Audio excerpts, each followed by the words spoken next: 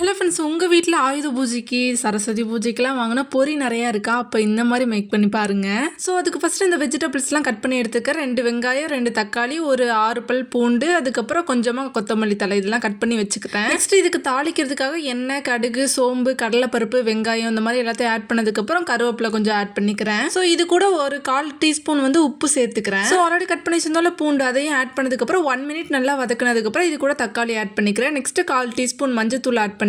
So இது கூட கொத்தமல்லி தழை ஆட் பண்ணி நல்லா வதக்குனதுக்கப்புறம் ஒரு 1/4 டீஸ்பூன் வந்து தனி மிளகாத்தூள் வந்து சேர்த்துக்கிறேன். இப்போ இது கூட 1 கிளாஸ் வாட்டர் ஆட் பண்ணி லைட்டாக அந்த மாதிரி எடுத்து ஸ்ப்ரெட் பண்ணதுக்கப்புறம் ஒரு மூடி போட்டு மூடி வச்சிடலாம். நெக்ஸ்ட் இதை ஓப்பன் பண்ணால் இந்த மாதிரி கிடச்சிரும். ஒரு 2 மினிட்ஸ் கழிச்சு ஓப்பன் பண்ணுங்க. இப்போ ஒரு பவுல் எடுத்துக்கலாம். இந்த பவுல் ஃபுல்லுமே பொரி எடுத்துருக்கிறேன். இதில் வந்து 1 கிளாஸ் வாட்டர் ஆட் பண்ணி கரெக்டாக 30 செகண்ட் வந்து ஊற வச்சுட்டு இதை வந்து ட்ரைன் பண்ணி எடுத்துக்கலாம். இப்போ இந்த ஊற வச்ச பொரியும் ஆல்ரெடி மேக் பண்ணி வச்சிருந்தாலும் அந்த தக்காளி இது கூட வந்து சேர்த்துக்கிறேன். சேர்த்து ஒரு 2 மினிட்ஸ் நல்லா வதக்கி விட்டுக்கலாம். அந்த மாதிரி இப்போ வந்து பெப்பர் தூள் வந்து கொஞ்சமாக சேர்த்துக்கிறேன். ஸோ அவ்வளோதான். இதுக்கு வந்து நான் பேர் இன்னும் வைக்கல, வச்சதுக்கப்புறம் சொல்கிறேன். இதை வந்து ஒரு பவுலுக்கு ட்ரான்ஸ்ஃபர் பண்ணேன். அதுக்கப்புறம் அந்த 5 ரூபா ரஸ்னா இருக்கும்ல, அது வந்து பல வருஷத்துக்கு அப்புறம் பார்த்தேன். ஒரே குஷி ஆயிடுச்சு. அதை வேற வாங்கி இந்த மாதிரி டம்ளர்லாம் கலக்கிட்டு இருந்தேன். அப்புறம் இவ்வளோ தூரம் செஞ்சுட்டு சாப்பிடாம இருந்தா எப்படி? அதையும் சாப்பிட்டுட்டு ரஸ்னா எடுத்து குடிச்சிட்டு அப்புறம் நீங்களும் எப்படி வந்திருக்கு அப்படின்றத செஞ்சு பார்த்துட்டு கமெண்ட்ஸில் சொல்லுங்கள். பாய்.